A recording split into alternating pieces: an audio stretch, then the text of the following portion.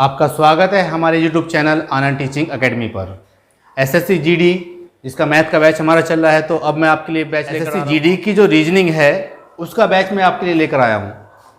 तो जो रीजनिंग का बैच है उसमें कोडिंग डिकोडिंग के भी क्वेश्चन, 1 से 2 क्वेश्चन आपको दिखाई देंगे जो कोडिंग डिकोडिंग के बेस होते हैं। तो सभी बच्चों को सबसे पहला काम जो करना है वो ये करना है कि पूरी की पूरी ABCD आपको लर्न करनी है। पूरी ABCD लर्न करनी है, पर थोड़ा सा डिफरेंट तरीके से लर्न करनी है ताकि वो आपको याद भी रहे और आप उसके क्वेश्चन भी कर सकें। तो आपको पूरी ABCD याद करनी है और उसको थोड़ा सा अलग वे में याद करना है। मैं बता दूं आपको किस तरह से याद करनी है। जैसे हमने लिखा A B C D E F G H I J K L M N O P Q R S T U V W X Y और ये लास्ट आपका Z। तो इनकी प्लेस वैल्यू भी आपको सबको पता होनी चाहिए। ये सारे के सारे नंबरों की एक प्लेस वैल्यू होती है। जैसे ये 1 है, ये पहले स्थान पर आता है, ये आपका दूसरे पे आएगा, ये तीसरे पे, ये आपका 4th नंबर पर, ये आपका 5th। उसी तरह से ये 6 पर है, ये आपका 7 पर है, ये आपका 8 पर है, ये 9 पर है और ये 10 पर। इसी तरह से ये आपका 11 है, ये 12 है, ये आपका 13 है, ये आपका 14 है, ये आपका 15।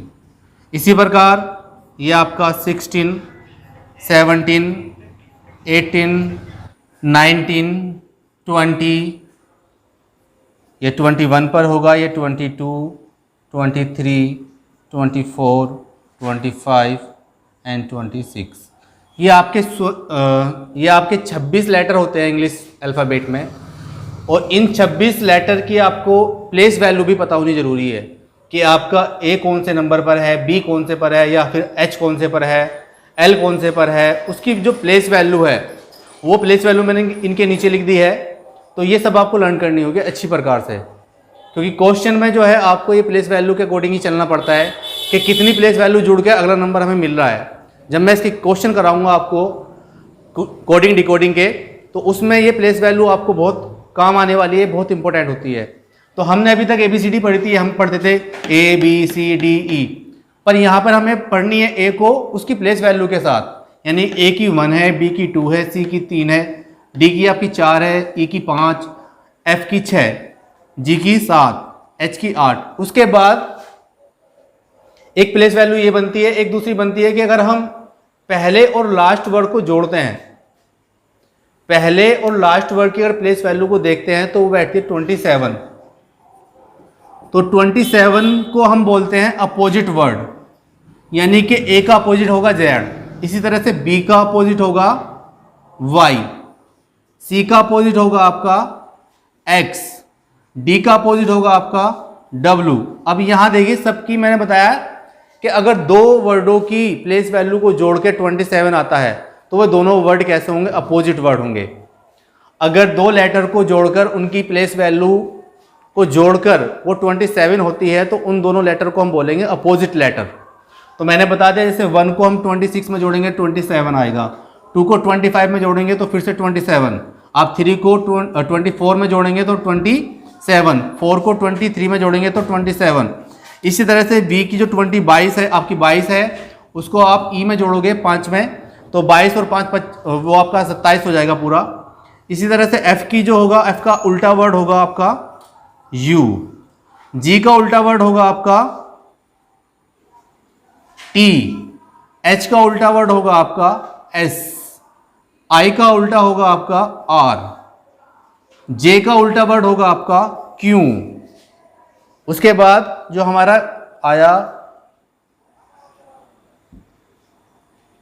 K का उल्टा होगा आपका P। तो ये भी जोड़े आपको याद करने हैं। L का होगा O और ये M और N दोनों अपोजिट है। तो यहां से भी बन सकता है क्वेश्चन आपका अपोजिट वर्डों से। तो अगर दो वर्डों की प्लेस वैल्यू को जोड़ के आता है 27, तो वो बैठते हैं आपके अपोजिट वर्ड। ये अल्फ़ाबेट आपको याद करने हैं विद प्लेस वैल्यू, और इनके उल्टे वर्ड आपको याद करने हैं जिन दो वर्डों को जोड़कर 27 आता है, उसको बोलते हैं अपोजिट लेटर्स। ये दो बहुत ही इंपॉर्टेंट चीज़ मैंने आपको आज बताई हैं, समझाई हैं। आगे मैं इसके क्वेश्चन लेकर आऊँगा कोडिंग डिकोडिंग के, तो ये आपको यहाँ पे जो मैंने लिखे हैं वो सारी की सारी चीज़ें आपको बहुत क्लियरली अच्छी तरह से आनी चाहिए कि कौन से वर्ड की प्लेस वैल्यू क्या है, किसके अपोजिट वर्ड कौन सा है। तो जुड़े रहे हमारे YouTube चैनल आनंद टीचिंग एकेडमी पर, और मैं इस तरह की वीडियो आपके लिए लेकर आता रहूँगा। आपके लिए SSC GD की जो रीजनिंग है उसकी ताबड़तोड़ तैयारी मैं आपको यहाँ से दूंगा। बिल्कुल ताबड़तोड़ तैयारी के लिए जुड़े रहे मेरे चैनल पर आनंद टीचिंग एकेडमी पर। धन्यवाद।